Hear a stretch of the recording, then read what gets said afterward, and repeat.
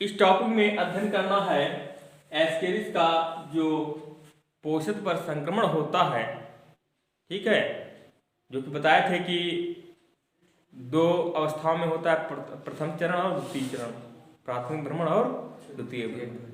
तो प्राथमिक भ्रमण में हमने बता दिया है, ठीक है, कि एस्केरिस कहाँ से कहाँ पहुँचता है। प्राथमिक भ्रमण में कहाँ से कहाँ पहुँचता है, आंत्र से फेफड़े तक, ठीक है। कितने दिन में पहुँचता है, लगभग एक सप्ताह लग जाता है, लगभग एक सप्ताह लग जाता है, ठीक। एक सप्ताह में जो रेबिलिटी था, फार्म जो लार्वा था, जो आंत्र में मुक्त हुआ था, या प्रथम तरुण का जो अवस्था का जो तरुण था, प्रथम अवस्था का जो तरुण था, वो कि जो आंत्र में जो है मुक्त हुआ था ना, वो आहार नल की भित्ति से शिराओं में पहुंचा, शिराओं से यकृत नवाहिका तंत्र से यकृति में पहुंचा, यकृति से पश्चिम महाशिरा मार्ग के माध्यम से हृदय में पहुंचा, हृदय से पश्चिम महाधमनी के फुफ्फुस धमनी के द्वारा कहाँ पहुंच गया, फेफड़े में पहुंच गया। उसका प्राथमिक भ्रमण जो होता था वो पूरा हो गया। अब इस टॉपिक में अध्ययन करना है एस्केरिस का भ्रमण में द्वितीय भ्रमण, द्वितीय भ्रमण, ठीक है। द्वितीय भ्रमण में चूंकि इससे पहले एस्केरिस कहाँ पे है, कहाँ से शुरुआत करेगा, फेफड़े से शुरुआत करेगा, क्योंकि प्राथमिक जो है भ्रमण में फेफड़े तक पहुंच चुका था, अब फेफड़े की वायु कोशिकाओं तक पहुंच चुका था।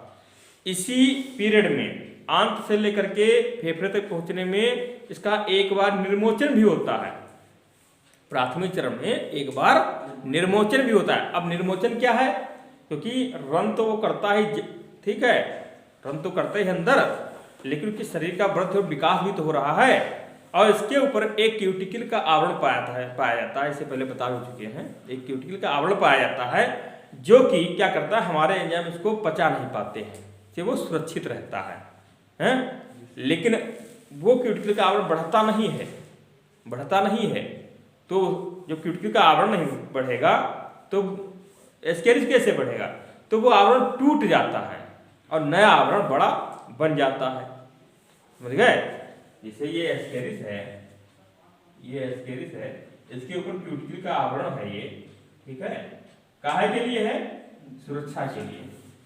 एस्केरिस बढ़ेगा लेकिन आवरण नहीं बढ़ेगा तो एस्केरिस क्या बढ़ जाएगा, नहीं बढ़ेगा ना। तो एस्केरिस का विकास होता है तो ये क्यूटिकल के आवरण पर क्या पड़ता है, जो दबाव पड़ता है ना, तो ये क्यूटिकल का आवरण टूट जाता है और इसके ऊपर दूसरा आवरण बन जाता है। दूसरा आवरण इसलिए बनता है क्योंकि नहीं तो बच जाएगा, ठीक है। दूसरा आवरण बनता है तो ये क्या हो जाएगा, इस क्रिया को क्या कहते हैं, निर्मोचन कहते हैं। इस क्रिया को निर्मोचन या मोल्टिंग कहते हैं, ठीक है। तो प्राथमिक भ्रमण में एक बार निर्मोचन हो गया, प्राथमिक भ्रमण में एक बार निर्मोचन हो गया, और जब निर्मोचन हुआ तो द्वितीय लार्वा बन गया। जब प्रथम लार्वा तो था ही, उसके बाद दूसरी अवस्था का लार्वा बन जाएगा, नहीं हो जाएगा, ठीक है भाई। प्रथम अवस्था का अगर छोटा था है, और इसके ऊपर एक टूट गया, फिर ये बड़ा बन गया, तो ये प्रथम स्टेज का था, ये द्वितीय स्टेज का हो जाएगा लार्वा ना। तो प्राथमिक निर्मोचन के बाद में, प्रथम निर्मोचन के बाद में द्वितीय निर्मोचन हुआ, तो प्राथमिक लार्वा के बाद द्वितीय लार्वा स्टेज का लार्वा बन गया, ठीक है। वायु कोष्ठकों में फिर ये द्वितीय निर्मोचन करता है। वायु कोष्ठक कहाँ है, फेफड़े में है ना, तो वायु कोष्ठकों में यह लार्वा द्वितीय निर्मोचन करेगा, और जब दूसरा निर्मोचन करेगा तो तीसरे स्टेज का लार्वा बनेगा ना, क्यों, ये फिर निर्मोचन हो गया। निर्मोचन मतलब वह, मान लीजिए सांप की केचुली नहीं छूट जाती है, तो क्या निर्मोचन है एक प्रकार का। तो प्रथम निर्मोचन हुआ तो द्वितीय स्टेज का लार्वा बना, द्वितीय निर्मोचन हुआ तो तीसरे स्टेज का लार्वा बन गया। तो दूसरा निर्मोचन कहाँ हुआ है, फेफड़े की वायु कोशिकाओं में हुआ है, जहां ये रुका है प्रथम भ्रमण के लास्ट स्टेज पे, है? लगभग 6 दिन तक जो है ये वायु कोष्ठकों में रुकता है, ठीक है। अब द्वितीय भ्रमण कहां से शुरू करेगा, फेफड़े से शुरू करेगा। ठीक है। फेफड़े में कहाँ से, फेफड़े में ही वायु कोशिकाएं होती है, उसमें ये 6 दिन तक रहता है और ये निर्मोचन करता है, दूसरा निर्मोचन करता है और तीसरे स्टेज का लार्वा बन जाता है। समझ गए। लगभग 4 दिन के पश्चात फेफड़ों में ही लार्वा का तृतीय निर्मोचन हो जाता है। अब देखो फेफड़े में तीसरा भी निर्मोचन हो गया, ठीक है। दूसरा हुआ था, ये दूसरा निर्मोचन हुआ ना, दूसरा निर्मोचन हुआ तो तीसरे स्टेज का लार्वा बन गया। अब तीसरा भी निर्मोचन हुआ तो और भी बड़ा स्केल बन गया। क्यों? तो तीसरा जब निर्मोचन हुआ तो चौथे स्टेज का लार्वा बन गया ना। तो पहले स्टेज का ये था, दूसरे का ये, तीसरे का ये, चौथे का ये हो जाएगा। तो तीसरा निर्मोचन हुआ तो चौथे स्टेज का लार्वा बन गया। कहाँ? फेफड़े में ही। अर्थात 2 निर्मोचन कहाँ हो गए? फेफड़े में ही हो गए, दूसरा और तीसरा, ठीक है। तो तृतीय निर्मोचन हुआ जिसके फलस्वरूप क्या हुआ कि चतुर्थ अवस्था तरुण या चौथे स्टेज का लार्वा जो है ये तैयार हो गया। लगभग इस समय इसकी स्थिति होती है कि ये 2 mm लंबा हो जाता है। कितना लंबा होता है? 2 mm जो है चौथे स्टेज का जो लार्वा है वो 2 mm लगभग लंबा हो गया है, ठीक है। तथा फेफड़े में 10 दिन रहने के पश्चात फिर यह भ्रमण प्रारंभ करता है। कुल मिलाकर के अब कितने दिन हो गए? 10 दिन हो गए। 6 दिन में दूसरा निर्मोचन किया था, ठीक है। 4 दिन और रुका, तीसरा भी निर्मोचन कर दिया। कहाँ? फेफड़े में ही। तो कितने हो गए? 6 4 10 दिन हो गए। तो 10 दिन जो है ये फेफड़े में रुके, 10 दिन तक फेफड़े में रुके और 2 बार यहाँ पर निर्मोचन किया। एक बार पहले हो चुका है, ठीक है, 2 बार फेफड़े में हुआ, 3 बार हो गया, 3 बार निर्मोचन का होना, चौथे स्टेज का लार्वा अब तैयार हो गया है। अब फेफड़े से भ्रमण करना शुरू करेगा। अब जो है 10 दिन तक रहने के पश्चात फिर से यह भ्रमण प्रारंभ करता है। अब यह फेफड़े से कहाँ जाएगा? वायु कोष्ठकों में है, वायु कोष्ठकों से वायुनाल में, ठीक है। क्योंकि अब फेफड़े में क्या है? अब देखिए ये वायुनाल है। क्या है? वायुनाल। क्योंकि फेफड़े कितने होते हैं? फेफड़े कितने होते हैं? अरे 2 होते हैं फेफड़े। क्यों हंस रहे हो? 2 होते हैं ना फेफड़े।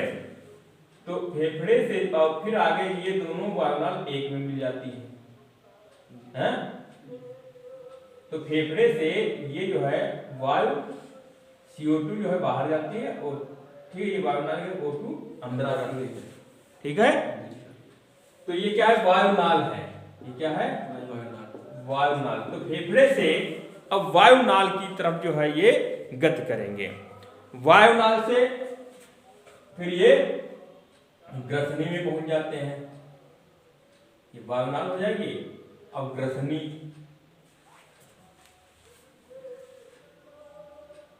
ऐसे मान लीजिए ये, ठीक है। ये हम भोजन करते हैं ना, तो ये आंत हो गई है। ये भोजन करते हैं तो ये आंत में भोजन जाएगा और सांस करते हैं तो यहाँ से वायु जाएगी, यहाँ से वायु जाएगी। ऐसा होता है। तो अब भोजन किया तो इसमें लिया, सांस लिया तो वायु इसमें गई है। तो वायुनाल से जो है आगे क्या हो जाएगी? ग्रसनी हो जाएगी, ठीक है। बात फिर इसका कांटेक्ट किससे होता है? ग्रसनी से होता है। अब ग्रसनी का कांटेक्ट मुंह गुहा से है। हम खाना खाते हैं, एक ही तो काम करते हैं। पानी पीते तो एक ही काम करते हैं, या तो सांस लेते हैं और या पानी पीते हैं। पानी पीते तो सांस रोक के करते ना। क्यों?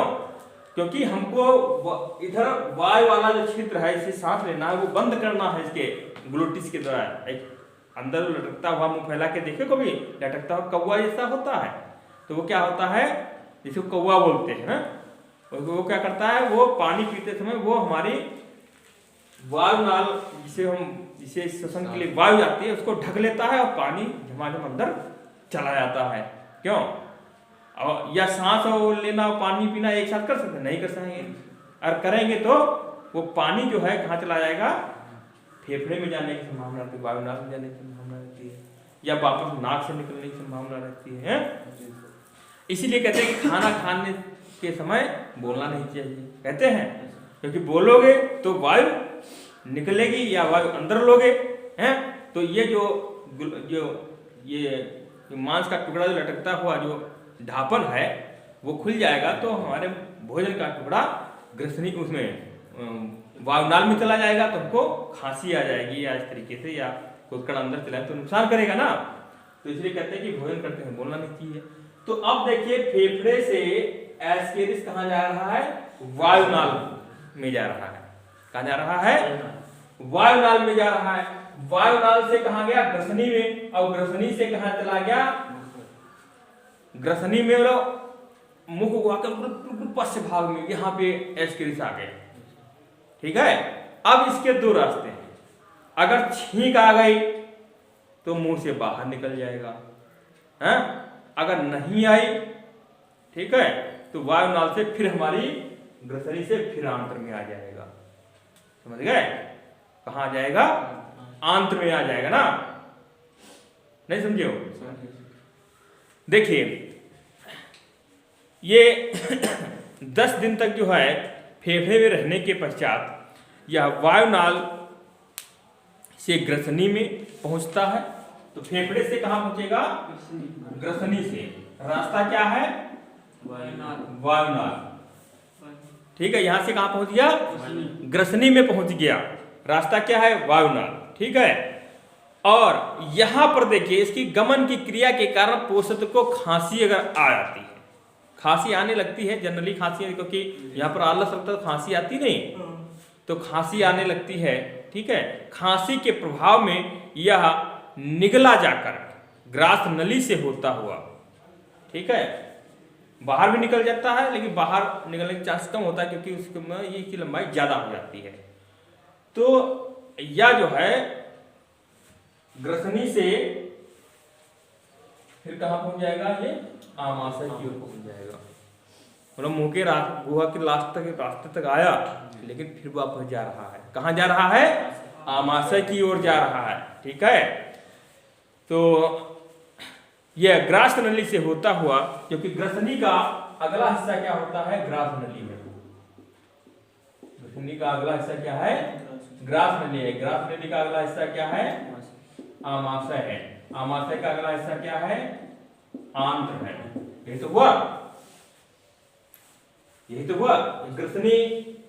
ग्रसनी एक ऐसी पाइप है, ग्रसनी ये है, मान लीजिए यहां से एक पाइप जाएगी, ये ग्रास नली कहलाएगी। ठीक है, ये भोजन की पाइप है, और इसी से पाइप जाएगी फेफड़े को, जिसको हम वायुनाल कहें। इसके दो भाग हो जाते हैं इस तरीके से, इसके दो भाग हो जाते हैं। एक हो जाएगा खाने के लिए और एक हो जाएगी श्वसन के लिए।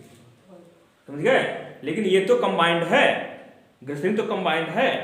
तो एस्केरिस कहाँ आया? श्वसन वायु नलिका से आया ग्रसनी में, और यहां से फिर ट्रांसफर हो गया कहाँ? बाहर नहीं निकला, ग्रास नली में ट्रांसफर हो गया। ग्रास नली से आमाशय में, आमाशय से आंत्र में। ठीक, ग्रसनी से फिर कहाँ पहुंचा है? ये आंत्र में सीधे कह सकते हैं, ग्रास नली के होते हुए। ठीक है, रास्ता तो यही है। ग्रसनी से आमाशय में कह सकते हैं, आमाशय में, आमाशय से आंत्र में। तो इस प्रकार से द्वितीय भ्रमण पूरा हो गया। शुरुआत एस्केरिस कहां से चला था? आंत्र से ही चला था। आंत्र से चला था, कहां पहुंच गया? आंत्र में आ गया। पूरा भ्रमण पूरा हो गया। फर्स्ट स्टेज में कहा गया? आंत्र से फेफड़े तक। प्रथम भ्रमण में कहा गया? आंत्र से फेफड़े तक। द्वितीय भ्रमण में फेफड़े से आंत्र तक। इस तरीके से दोनों भ्रमण जो इसके पूरे हो जाते हैं। समझ गए? अब यहां पर जो है आंत्र में पहुंच करके इसमें चौथा निमोचन होता है। तीसरा हो चुका था, अब क्या होता है? चौथा निमोचन होता है। तो और भी लंबा लार्वा बन जाएगा। क्यों? कोई एस्केरिस बन जाएगा। चौथा निमोचन होगा तो 5वें स्टेज का लार्वा तैयार हो जाएगा। ठीक है, जिसके परिणाम स्वरूप अब इस स्थिति में क्या है? आंत्र में पहुंच गया है ना। आंत्र में चौथा निर्मोचन हुआ, आंत्र में चौथा निर्मोचन हुआ, 5वें स्टेज का लार्वा तैयार हो गया, अब ये पूर्ण रूप से वयस्क हो गया, जनन के लिए तैयार हो गया, जनन के लिए तैयार हो गया। फिर यहाँ पर जनन करेगा। इसे पहले बताए थे मैथुन कहाँ करता है, आंत्र में ही करता है, आंत्र में पहुंच चुका है, वृद्धि विकास हो ही चुका है। फिर ये जनन करेगा, फिर अंडे होंगे, फिर अंडे जो है मल के द्वारा बाहर आ जाएंगे, फिर ये जो है कोई वस्तु के द्वारा खाई जाने वाली वस्तु के द्वारा फिर मनुष्य में पहुंच जाएंगे।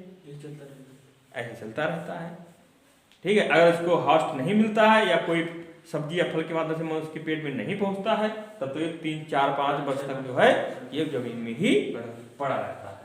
तो इस तरीके से कंफर्म हो गया, दोनों भ्रमण इसके कंफर्म। कोई दिक्कत हो बताओ, दोनों भ्रमण जो है कंप्लीट हो गए, प्राथमिक भ्रमण और द्वितीय भ्रमण, ठीक है। एस्केरिस का, उसके बाद में एस्केरिस का सामान्य जीवन मनुष्य में लगभग 9 से 12 माह तक चलता है। तो मनुष्य के आंत्र में, वो मनुष्य के शरीर में 9 से 12 माह तक चलता है। कभी कभी एस्केरिस का लार्वा फेफड़े में न पहुंच करके रुधिर के माध्यम से मस्तिष्क में भी जा सकते हैं, ठीक है। कहाँ जा सकते हैं, मस्तिष्क में जा सकते हैं, रीढ़ रज्जु में जा सकते हैं, नेत्र में जा सकते हैं, या अन्य अंगों में भी जा सकते हैं। वहां पर जाने पर इनका विकास नहीं होता है, ठीक है, और वहां पर विकास नहीं हो पाता है और इनकी शरीर के अंदर ही मृत्यु हो जाती है। इस प्रकार जो है इनके मृत शरीर के चारों ओर कैल्शियम युक्त पुटिकाएं बन जाती हैं। इस प्रकार के लार्वा के भ्रमण को विपथगामिनी भ्रमण कहते हैं। ये भी आ सकता है विपथगामिनी भ्रमण, क्या विपथ मतलब गलत रास्ते पर जब उसका गमन शुरू हो जाता है, ठीक है। तो रास्ता तो जो अभी बताए, आंत्र से फेफड़े में, फेफड़े से आंत्र में, ये इनके 2 भ्रमण, 2 स्टेज के भ्रमण। इसके अलावा कहीं बाई चांस ये भाई तो शिराओं का तंत्र पूरा शरीर में फैला है ना, अगर ये कहीं दूसरे रास्ते में भटक गए तो ये मर जाएंगे, क्योंकि इनके लिए वहां अच्छा वातावरण नहीं मिल पाता है, ठीक है। इसको क्या कहते हैं, विपथगामिनी भ्रमण कहते हैं। इस प्रकार से ये लार्वा का द्वितीय भ्रमण कंप्लीट हुआ, ठीक है।